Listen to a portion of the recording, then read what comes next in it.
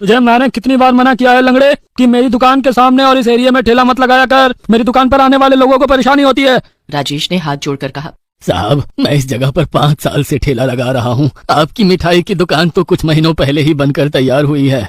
अगर 5 साल से इस जगह पर ठेला लगा रहा है तो क्या तू इस जगह का मालिक हो गया? हाँ, क्या तूने ये जगह खरीद ली है? जाकर कहीं और अपना ठेला लगा। मैं अपनी दुकान पर एक समोसे 5 रुपए में बेचता हूँ और तू अपना समोसा 3 रुपए में बेचता है। तेरी वजह से मेरी दुकानदारी भी खराब होती है। साहब मैं अपाहिज पूरे दिन में 30 या 40 समोसे ही बना पाता हूँ, क्योंकि ज्यादा देर तक खड़ा नहीं रह सकता। पूरे दिन में 60 या 70 से ज्यादा नहीं कमा पाता और कभी कभी तो एक समोसे भी नहीं बिकता। भला मेरे समोसे बेचने से आपकी दुकानदारी में क्या फर्क पड़ता है? राजेश की बात सुनकर नितिन का गुस्सा 7वें आसमान पर पहुंच गया और उसने एक चाटा राजेश को जड़ दिया। बैसाखियों के सहारे खड़ा राजेश चाटा पड़ते ही नीचे जमीन पर गिर गया। चलने के लिए पैर नहीं है, लेकिन हाथ भर की जुबान कैसे चलाता है?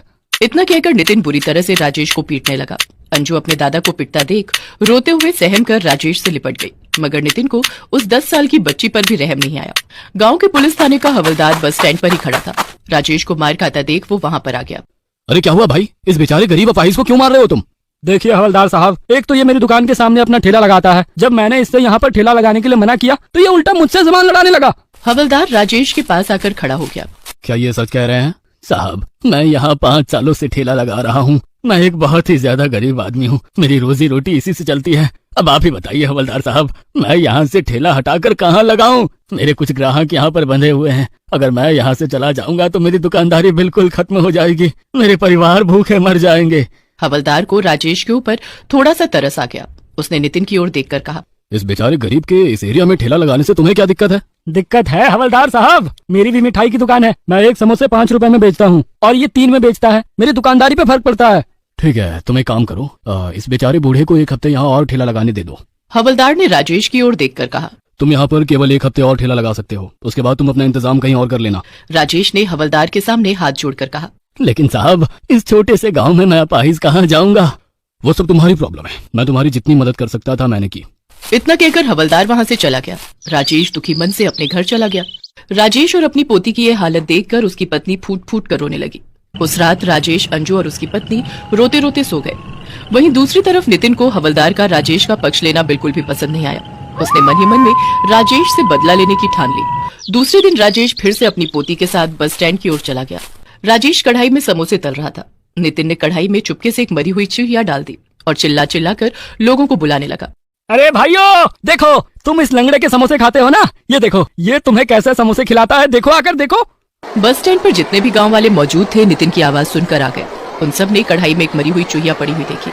ये देखकर गांव वाले इतने गुस्से में आ गए कि उन्होंने राजेश से बगैर कुछ पूछे राजेश और अंजू को बुरी तरह से पीटना शुरू कर दिया।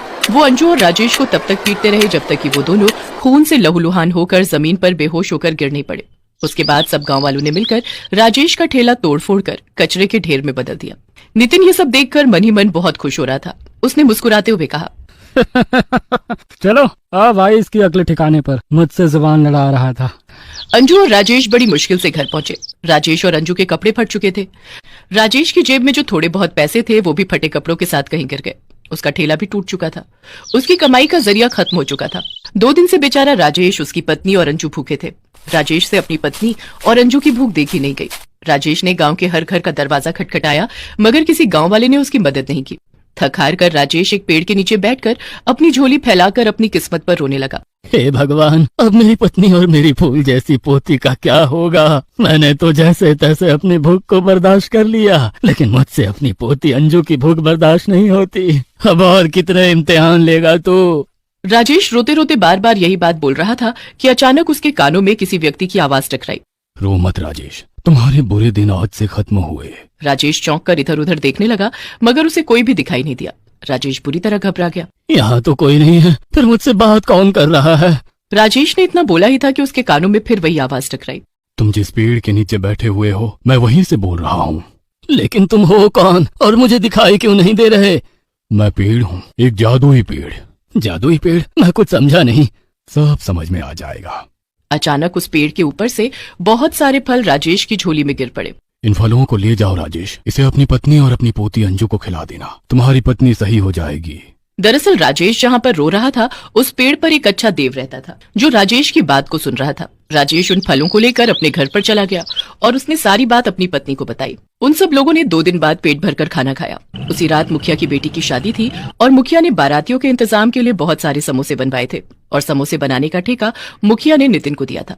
बारात आने से कुछ देर पहले ही अचानक समोसों में से भयंकर बदबू उठने लगी। ये देखकर मुखिया के हाथ पैर फूल गए। उसने जब समोसे की छानबीन की तो उन सब के आलू सड़े हुए निकले। मुखिया के लोगों ने नितिन को पकड़ लिया और मुखिया ने गुस्से से नितिन की ओर देखकर कहा, तू तो मेरे बारातियों को सड़े हुए समोसे खिलाना चाहता था। नहीं मुखिया जी, मैंने तो बिल्कुल सही आलू डाले थे, पर पता नहीं कैसे खराब हो गए। अच्छा, तो तू ये कहना चाहता है कि आलू अचानक खराब हो गए? मुखिया ने अपने आदमियों की ओर इशारा करके कहा। देखते क्या हो, मारो इसको। सभी लोग बुरी तरह से नितिन की पिटाई करने में जुट गए। उन सब लोगों ने नितिन को पीट पीट कर अधमरा करके वहीं बांध कर डाल दिया। मुखिया को बड़ी टेंशन हो गई कि आखिर अब बारातियों के लिए समोसे कौन बनाएगा। अचानक मुखिया के दरवाजे पर एक तेज रोशनी हुई और उस तेज रोशनी में से एक गांव का व्यक्ति निकलकर बाहर आ गया। दरअसल वो व्यक्ति कोई और नहीं बल्कि पेड़ पर रहने वाला देव था जो राजेश की मदद करने गांव के व्यक्ति का रूप बदल कर आया था। मुखिया जी, आप तो बेवजह परेशान हो रहे हैं। आपके बगल में जो राजेश नाम का अपाहिज बूढ़ा रहता है, वो तो समोसे बहुत अच्छे बनाता है। वही जिसकी तेल की कढ़ाई में मरी हुई चूहिया मिली थी। हाँ, मैं उसी राजेश की बात कर रहा हूँ। दरअसल उस मरी हुई चूहिया को नितिन ने ही उसकी कढ़ाई में डाला था ताकि उसको बदनाम किया जा सके। नितिन वहाँ पर बंधा हुआ पड़ा था। मुखिया ने नितिन से गुस्से में कहा, क्या ये सच बोल रहा है? नितिन हाथ जोड़कर मुखिया से माफी मांगने लगा। तुम कितने घटिया और नीच आदमी हो, तुम्हें इसका अंदाजा भी नहीं है। बेचारे उस अपाहिज को तुमने बेवजह मारा और फिर उसके ऊपर गलत इल्जाम लगवाकर गांव वालों से भी पिटवाया। तुमने खुद भी जुर्म किया और हम सब गांव वालों को भी जुर्म का भागीदार बनाया। तुम्हें इसकी सजा जरूर मिलनी चाहिए। मुखिया की शादी में थाने का इंस्पेक्टर भी आया हुआ था। इंस्पेक्टर ने तुरंत अपने सिपाहियों को आदेश दिया और सिपाहियों ने नितिन को गिरफ्तार कर लिया। मुखिया और सब गांव वाले राजेश के घर पर चले गए। राजेश ने जैसे ही दरवाजा खोला तो सामने मुखिया को खड़ा हुआ पाया। राजेश मुखिया को देखकर घबरा गया। हमें माफ कर दो राजेश, हम तुम्हारे गुनहगार हैं। हमें पता लग गया कि असली गुनहगार नितिन था। राजेश, आज मेरी इज्जत तुम्हारे हाथों में है। आज तुम्हें मेरे बारातियों के लिए समोसे बनाने हैं। राजेश और अंजू खुशी खुशी मुखिया के घर पर चले गए और उन्होंने सारे बारातियों के लिए समोसे बनाए। समोसे बारातियों को बेहद पसंद आए। मुखिया ने राजेश को बहुत सारे पैसे दिए और साथ ही साथ बस स्टैंड पर नितिन की दुकान तोड़वाकर राजेश के लिए एक बढ़िया सी दुकान बनवा दी। देखते ही देखते राजेश के समोसे आसपास के गांव में मशहूर होने लगे। धीरे धीरे करके उसके समोसे शहर में भी मशहूर होने लगे और दूर दूर से लोग राजेश के सिर्फ समोसे खाने के लिए ही उस गांव में आते थे। देखते ही देखते राजेश अमीर हो गया।